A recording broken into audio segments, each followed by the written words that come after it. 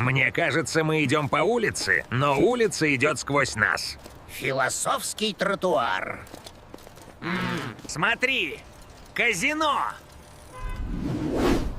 Ого! Храм случайности. Мы не готовы к большим деньгам. У меня внутренний бюджет на чудо Хрантвей маленький. Зайдем как исследователи.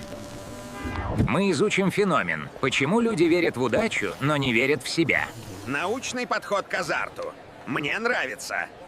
Тут пахнет надеждой и стрессом, как в очереди к врачу, только с огоньками. Смотри, люди такие серьезные, будто решают судьбу человечества. А вдруг кнопки — это и есть судьба человечества?